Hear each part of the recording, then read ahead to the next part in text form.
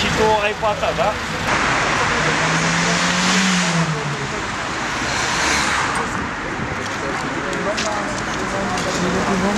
Păi nu, România! România!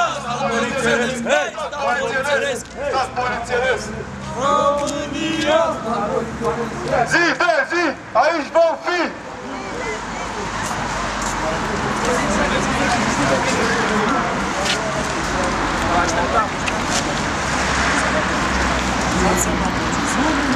E România! E țara noastră! Ne-a săturat de politică voastră! E România! E săturat de politica noastră! E România! E țara noastră! Președinte, lașe rău! Se transformă în vuiton! De 3 ori am luat amendare și libertatea de liberă adunare, la dreptul la liberă adunare garantat de Constituție. Da, cum să nu? Legea o uitați noastră, nu? Nu, păi cam așa e, domne, cam așa e. Am omorât un om! Nu, Doamne ferește să faceți asta! Filmați-ne, filmați-ne! Jandarmeria salvează România! Jandarmeria apără hoția! Eu v-am luat cunoștință că acțiunea noastră este ilegală aici. Nu aveți autorizație. Apără hoția!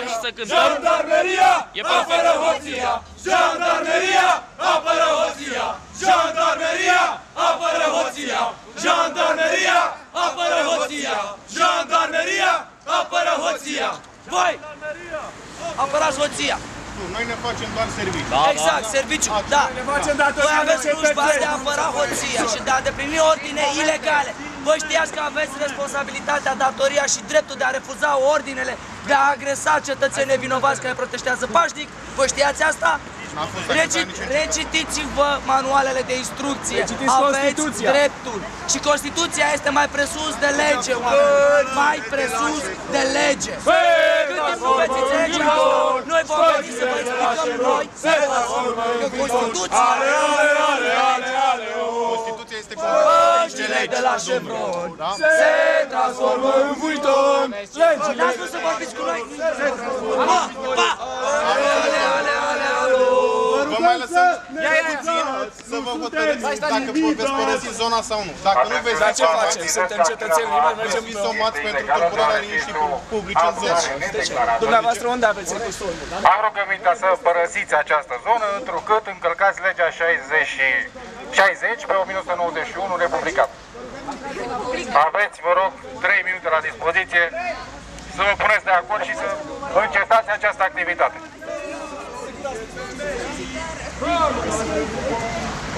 Șefii dumneavoastră nu au decât un singur scop, ca noi să nu mai existăm aici, ca noi să tăcem din gură. Noi vom exista în continuare, la nesfârșit, și nu vom tace din gură. Vă duceți, vă luați autorizație, vă luați absolut tot. Autorizație să vă luați dumneavoastră. Eu nu mi-am autorizație, pentru că legea 60 mie nu-mi cere autorizație. Nu știu ce lege ați citit dumneavoastră. Puneți mâna încă o dată pe codul penal. Puneți mâna pe mine, vă rog. A pus de 3 ori, abia 3 ori mi-a zis ce să... De serios acum, nu vă cunoașteți legile, nu vă cunoașteți legile pe care funcționați, nu cunoașteți drepturile pe care le aveți voi ca instituție, ca organe de ordine. Nu cunoașteți, fraților. Eu v-am adus la voi veniți să săltați.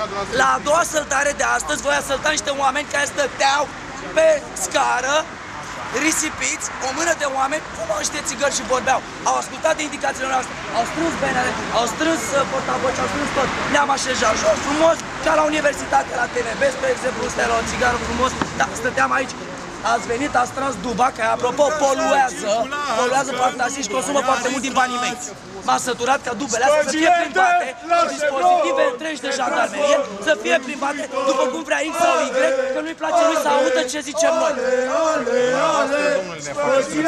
Noi vă facem... Fraților, voi nu trebuie să veniți să opriți niște oameni care manifestă pașnic. Voi știți ce spunem, fraților, Constituția? Atât timp cât suntem non-violenți și nu venim cu arme, trebuie să ne lăsați în plata Domnului. Oamenii care locuiesc acolo, îi strigă către fraților, după ora 10. Nu spune legea așa după ora 10, domnule, vă contrazic. Deci citiți legea. Bun, și astăzi, gândiți-vă că a treia noastră sosire aici este o reacție directă la abuzurile dumneavoastră. Pentru că astăzi a fost o zi plină de abuzuri. Inclusiv șeful de dispozitiv care s-a ocupat de noi astăzi, ce mișto sună, șeful ăsta de dispozitiv a avut tupeu, nesimțirea să ne zică în față că legea așa e. Că legea, nu, vă zic imediat de ce am dreptul să-l jignesc. Pentru că el vine la noi, cetățenii români, da, să ne zică că legea 60 este interpretabilă și că dânsul poate să interpreteze cum vrea el. Îmi pare scuze. Da. Ok. Eu v-am adus la cunoștință că Ultima acționul ăsta este informație. ilegal. Părăsiți zona, vom folosi forța.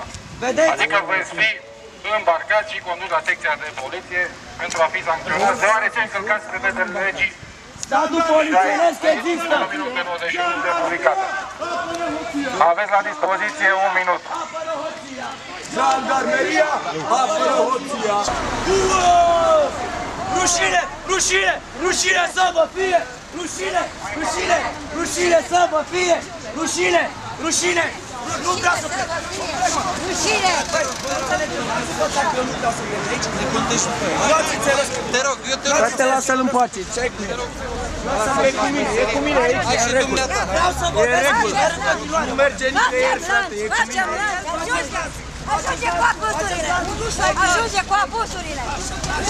Totul va avea o limită! Rușine! Libertate! România trezește-te! Rușine să vă fie! Rușine să vă fie! Rușine să vă fie! Te transformă în viitor! Rușine să vă fie! Rușine să vă fie! Calmați-vă că merg cu el, că voi sunteți în stare tărciu! Haideți, vă rog frumos! Opriți poluare! Deci nu suntem prieteni, ia mâna de pe mine.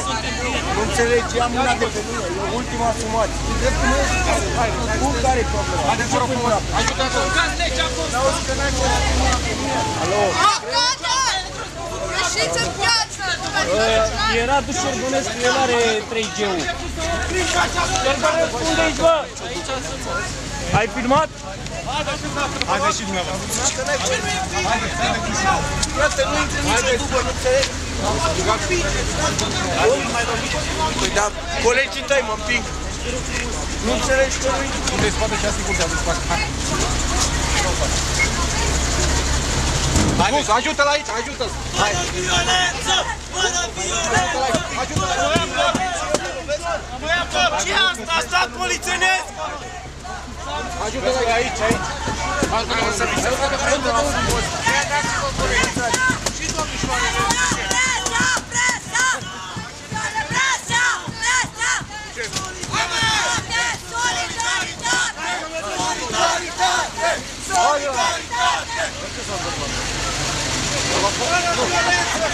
Ușor!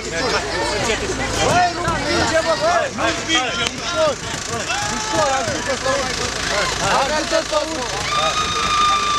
Ușoare de țip! Te urci, tu urci? Și rămâi aici, George! Rămâi aici, nu că nu așa, ți-am pat! Rămâi aici! Nu mergem pe o sacre cu camerele! George!